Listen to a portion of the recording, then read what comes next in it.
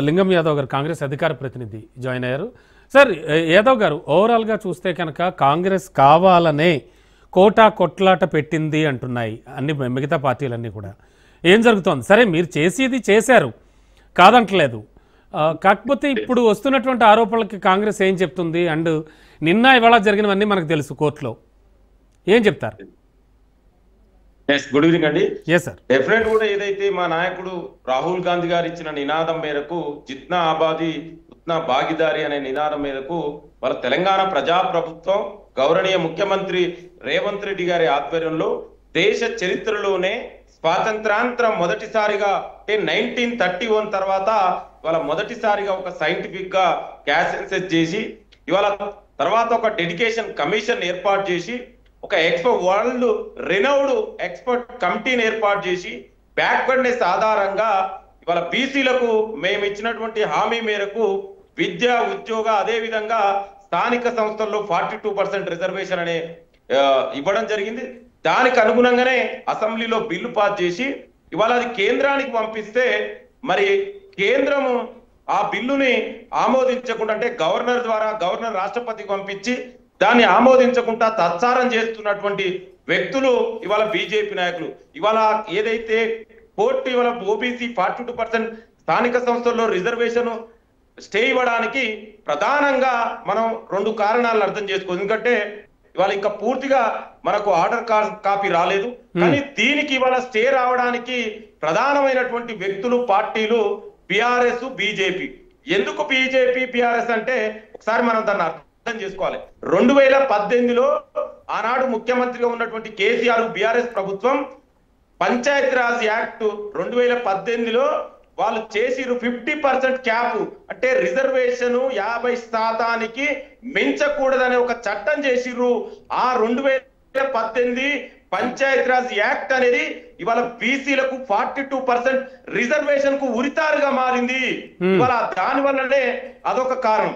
అదే విధంగా ఇవాళ ప్రజాప్రభుత్వం ఇవాళ ఒక చట్ట ప్రకారం రాష్ట్రాలకు ఉన్నటువంటి అధికారాలను వినియోగించుకొని ఇవాళ మీరు బిల్లును ఆమోదించకుంటే ఇవాళ అసెంబ్లీలో బిల్లు యునానిమస్ గా బిల్లు ఆమోదించి గవర్నర్ పంపిస్తే మరి వాళ్ళు ఆమోదించకుండా రాష్ట్రపతి దగ్గర నెల తరబడి పెట్టుకోవడం, ఈ 2 ప్రధాన కారణాలు. అంటే ఇవాళ బీజేపీ బీఆర్ఎస్ బీసీలకు రిజర్వేషన్ రావడం ఇష్టం లేదు.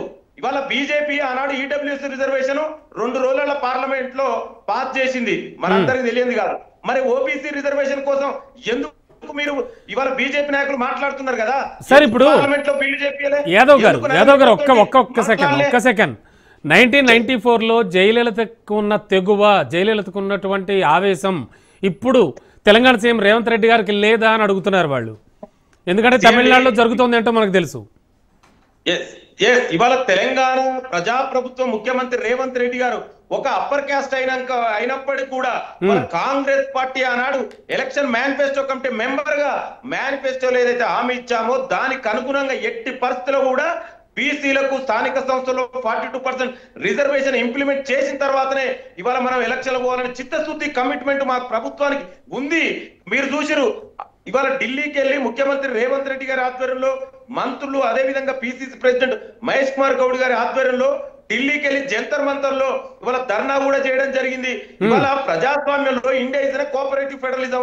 ఒక రాష్ట్ర ప్రభుత్వం బిల్లు చేసి అసెంబ్లీ పాస్ చేసి పంపిస్తే దాన్ని ఆమోదించవలసిన బాధ్యత ఎవరిదండి?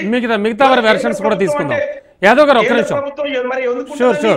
అందుకే చెప్తున్నా ఇవాళ బీజేపీ బీఆర్ఎస్ 2018లో చట్టమేమో ఉరితాడైంది, మరొక పక్క బీజేపీ బిల్లును ఆమోదించకుండా బీసీలకు నోటికాడికి వచ్చినటువంటి అవకాశాన్ని ఇవాళ తాళదన్నీరు కూడా బీసీల ప్రజాగ్రహానికి గురి. నేను ఒకటి 1 మినిట్ అండి, నేను 1 మినిట్. ఇవాళ ఇంతమంది కాంగ్రెస్ పార్టీ, ప్రజాప్రభుత్వం, బీసీ సంఘాలు, మేధావులందరూ కూడా ఇవాళ ఇంప్లీడ్ అయితే మరి బీజేపీ బీఆర్ఎస్ నాయకులు ఎందుకు ఇంప్లీడ్మెంట్ కాలేదండి? మొదటి నుంచి కూడా అర్థమైంది, మీ వెర్షన్ అర్థమైంది. ప్రధాన ప్రతిపక్ష నాయకుడు సర్వేలు ఎందుకు పాల్గొనడండి? అంటే మీకు చిత్తశుద్ధి లేదు. ఇవాళ కేసీఆర్ ఇచ్చిన వాళ్ళు ఎవరండి? కేసీఆర్, కేటీఆర్, అదేవిధంగా కిషన్ రెడ్డి అనుచరులు. వాళ్ళ ద్వారా కేసులు వేపించి ఇవాళ బీసీలకు వచ్చిన అవకాశాన్ని కాలదని ఓకే యాదవ్ గారు మరి మనకి సమయం కూడా అంతలేదు. ఒక్క సెకండ్ 1 సెకండ్ గౌడ్ గారు.